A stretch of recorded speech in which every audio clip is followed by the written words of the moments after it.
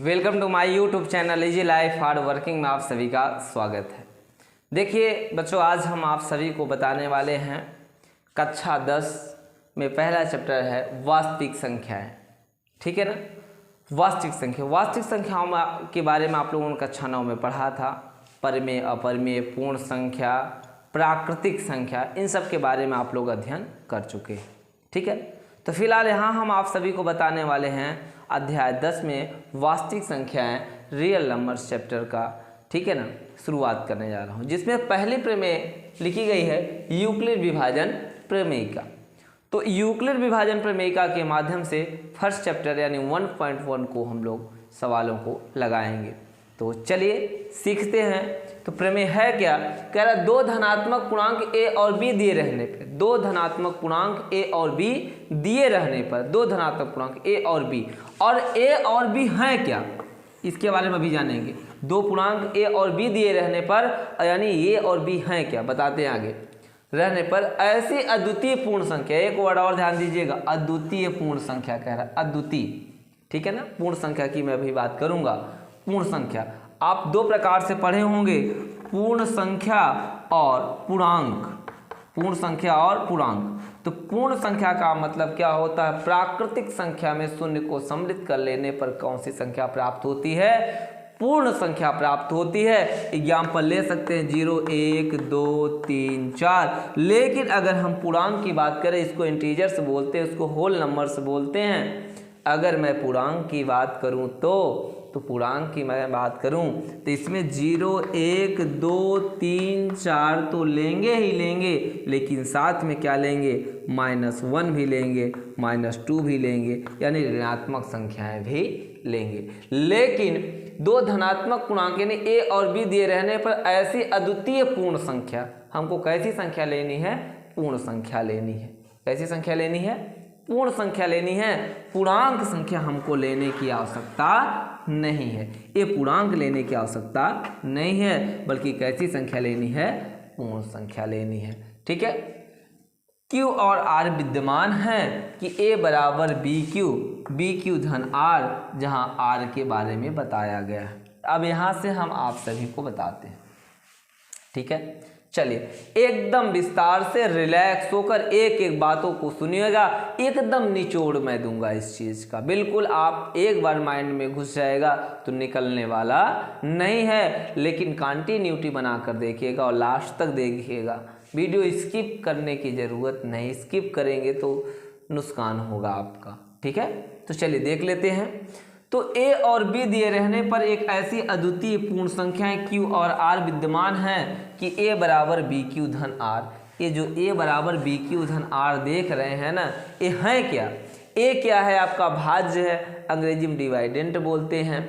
B क्या है? आपका भाजक है, जिसे आप डिवाइजर बोलते हैं। यहाँ Q क्या है? आपका भागफल है, क्वाइटेंट बोलते हैं। और यहाँ R है, R क्या है? आपका शेषफल यानी रिमाइंडर है।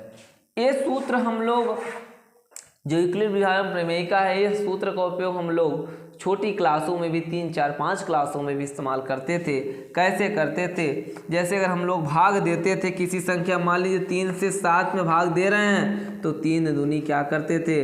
6 करते थे, शेष 1 बचता था। तो टीचर को जब दिखाने जाते थे, टीचर क्या कहते? उत्तर की जाँच कर लो बेटा। ठीक है ना। तो वही यहाँ फार्मूला है। कौन सा?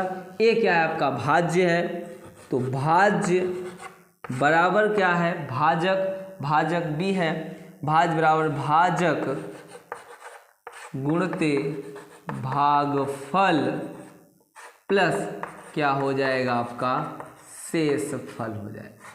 प्लस क्या हो जाएगा? शेषफल हो जाएगा। भाज्य बराबर भाजक गुणते भागफल प्लस क्या हो जाएगा? आपका शेषफल हो जाएगा। ठीक है ना। अब देख लेते हैं यहाँ पर भाज्य, भाजक और भागफल और शेषफल के बारे में। यहाँ हमारा यह जो मैंने 3 से 7 में भाग दिया, 7 में 3 से भाग दिया, तो 3 है क्या? हमारा भाजक है।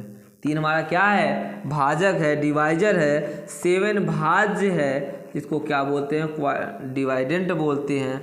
और ये क्या है? भागफल है आपका। क्या है? भागफल। और यह क्या है? आपका शेषफल है। यहाँ आपका क्या है, शेषफल है। तो आप लोग कहेंगे तो हमें पता है, तो यही चीज तो है, ए बराबर बी क्यू प्लस आर, यही चीज तो है, ए बराबर बी क्यू प्लस आर।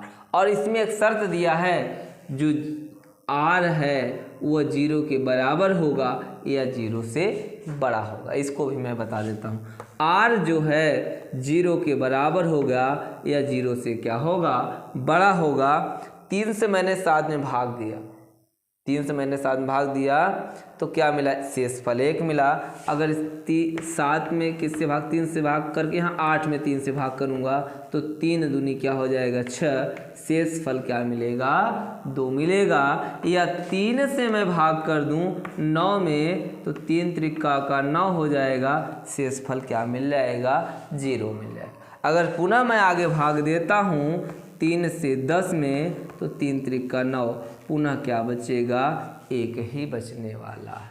तो आपने शेषफल क्या देखा, अगर मैं शेषफल की बात करूं तो यहाँ 3, देखिए यहाँ शेषफल मैंने देखा 1 मिला, 2 मिला और 0 मिला, पुनः 1 मिलने लगा। तो r का जो मान है, अगर r की मैं मान की बात करूं तो 0 के बराबर मिला या क्या मिला, b से छोटा मिला। ये b से क्या मिला, छोटा मिला। यहाँ आपका क्या है, भाजक है b है, यहाँ क्या है आपका a है, और यहाँ क्या आपका q है, और यहाँ आपका क्या है r है। तो 0 के बराबर, 0 r का मान 0 के बराबर है, 0 से बड़ा है, 0 के बराबर है या 0 से क्या है, 1 2 बड़े हैं, लेकिन यह b से क्या है, छोटा है। यह b से क्या है, छोटा है, b से यानी 3 से देखिए छोटा है। ये b आपका b है तो 3 से छोटा 1 भी है, 3 से छोटा 2 भी है, 3 से छोटा 0 भी है। इतनी बात क्लियर हुई कि नहीं आप सभी की। चलिए अब इसके आगे हम चलते हैं, आप सभी को बताते हैं। तो इसका मतलब क्या हुआ, जो भागफल होता है, जो शेषफल होता है सदैव भाजक से क्या होता है, छोटा होता है। चाहे जिसमें आप भाग करेंगे शेषफल तभी बचेगा जब भाजक से शेषफल क्या रहेगा, छोटा रहेगा, कम रहेगा तब। चलिए आई होप इतनी बात आप सभी को समझ में आ गई होगी। तो चलिए कुछ एग्जाम्पल के माध्यम से बताते हैं यूक्लिड विभाजन की सवालों को।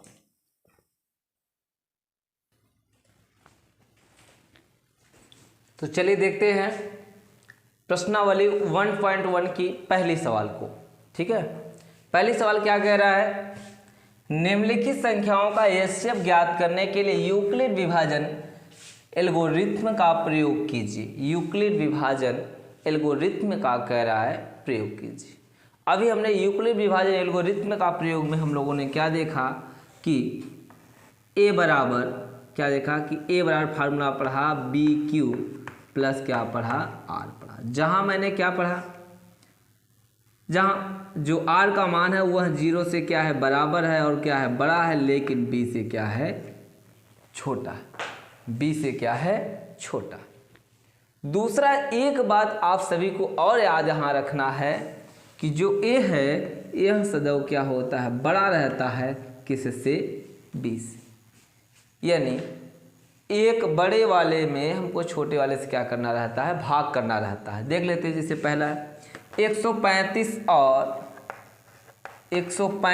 और 225। इसमें 225 क्या है, बड़ा है और 135 क्या है, छोटा। तो यहाँ हम लोग किसका प्रयोग करेंगे, यूक्लिड विभाजन एल्गोरिथ्म का। तो यहाँ देखिए एक ही जगह पर क्या है, a बराबर है 225 और b बराबर क्या दिया है हम लोगों के पास, 135 दिया गया। कितना दिया गया है, 135। तो यूक्लिड विभाजन का प्रयोग करें, इस फार्मूले का प्रयोग करें। एकदम आसान सी विधि है, बिल्कुल आपको आसानी से समझ में आ जाएगा। देखिए एक एक पॉइंट देखते चलिए, ठीक है ना। तो इसमें है तो हम लोग क्या करते हैं, यूक्लिड विभाजन एल्गोरिथ्म, ठीक है ना, या यूक्लिड विभाजन प्रमेयिका लिख दीजिए। यूक्लिड विभाजन प्रमेयिका से देख लेते हैं। a बराबर बी क्यू प्लस आर होता है, a बराबर, तो यहाँ एक ही जगह पर क्या है हमारे पास 225 है, तो 225 बराबर क्या हो जाएगा, बी क्यू प्लस आर। तो आपको कुछ नहीं करना है, चुपचाप रफ में 135 से 225 में क्या कर लेना है, भाग कर लेना है। तो कितनी बार जाएगा, एक बार जाएगा। 135, 5 5 का 0, 12 3 का 2, कितना मिल जाएगा आपको, 90 मिलेगा शेष। कितना मिल रहा है, 90। तो यहाँ देखिए बी क्यू आपने क्या लिखा, भाज्य बराबर भाजक गुणते भागफल, अब प्लस क्या लिखा आपने, शेषफल लिखा। तो भाज्य यहाँ पर क्या है, 225 बराबर वही भाजक क्या हो रहा है आपका 135, वही फार्मूला लगाएंगे। 225 बराबर भाजक हमारे पास क्या है, तो भाजक जो हमारे पास है 135 गुणते भागफल कितना 1 है, तो लिखेंगे 1 और प्लस शेषफल कितना है हमारे पास 90, तो क्या लिख देंगे 90। दूसरा चीज ध्यान दीजिएगा, जो यहाँ शेषफल आया है, क्या आया है, शेषफल आया है 90 डज नॉट इक्वल टू 0। जो 90 शेषफल आया है वह शून्य के बराबर नहीं है, तो हमको पहले शून्य करने की कोशिश। ठीक है, तो क्या करेंगे, अब इसको ले लेंगे। 135 बराबर क्या हो जाएगा, क्योंकि पता जब इतना होता है तो आप लोग इसके बाद क्या करते हैं, इस 90 से इस 135 में भाग करते हैं, और 90 का 90, तो कितना बचेगा, 45 बचेगा। तो यही सेम आपको 135 यहाँ लिखना है, और 90 गुणते 1 प्लस 45 हो जाएगा। तो 90 गुणते 1 प्लस 45, यहाँ शेषफल भी देखिए कितना आ रहा है, 45। यहाँ भी शेषफल शून्य भी नहीं हुआ, तो यहाँ भी लिख देते हैं शेषफल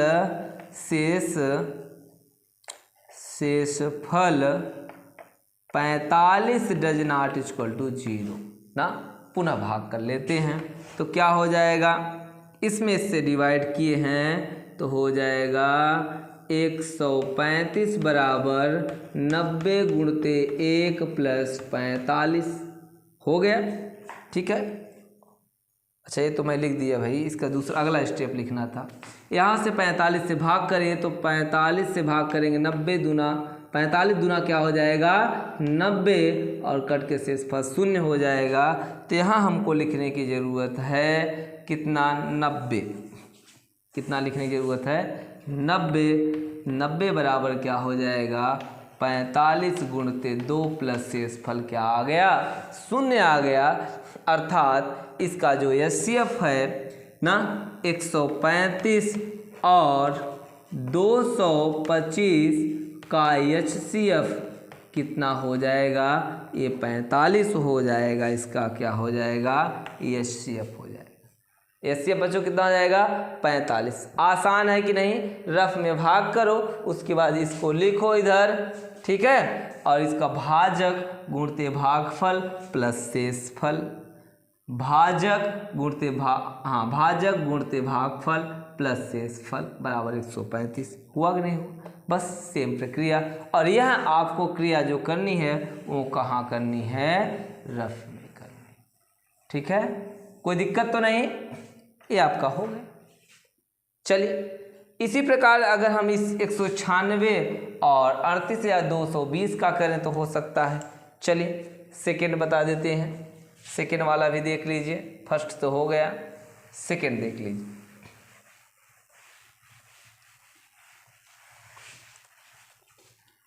इसमें ध्यान दीजिएगा कि 38 या 220 क्या है, बड़ा है, तो 38,220 बड़ा है और 196 क्या है आपका, छोटा है।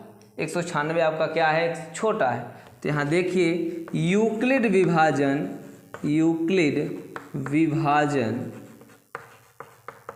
प्रमेयिका से,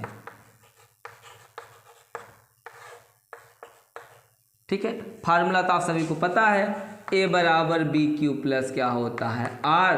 तो पहला कार्य आपको क्या करने की जरूरत है, इससे इसमें भाग कर देना।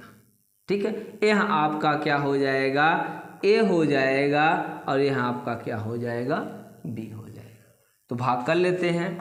196 से भाग करेंगे 38,220 220, तो लगभग एक बार जाएगा। तो 196 से एक बार करेंगे कितना हो जाएगा 196 का नंबर 196, 12 में 6 गए 6, यहाँ कितना बचेगा 17 में से 9 गए 8 और एक बचा, क्या उतार लेंगे यहाँ पर 2 उतार लेंगे। ठीक है, तो लगभग कितनी बार जाया 9 बार चला जाएगा। 9 छंग 54 का 4, 9 9 81, 5 86 का 6, 9 1 9 9 8 17।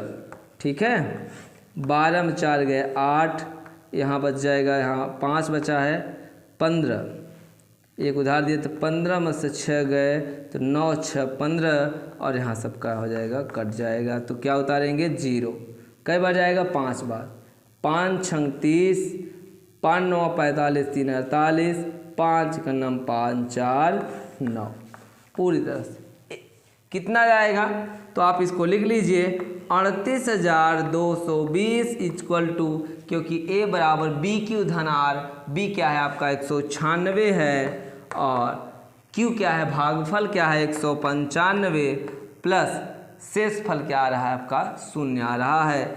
तो अतः क्या लिखेंगे आप ना 38,220 और 196 का HCF क्या मिल गया हम लोगों को 196 मिल गया। क्या मिल गया 196। इसी प्रकार से आप लोग इसको सॉल्व करके कमेंट में ज़रूर बताइएगा यह वीडियो आप सभी लोग को कैसा लगा। अगर ज़्यादा से ज़्यादा आप लोग कमेंट करते हैं अगला वीडियो नेक्स्ट अगले पार्ट में देख लीजिएगा, पूरा चैप्टर का सल्यूशन रहेगा और यह वीडियो ज़्यादा बड़ा हो जाएगा, इसलिए नेक्स्ट मिलते हैं। और आप सभी से उम्मीद है कि आप सभी लोगों को वीडियो अच्छा लगेगा और वीडियो को ज़्यादा से ज़्यादा आप लोग शेयर करें। Thank you. जय हिंद, जय भारत।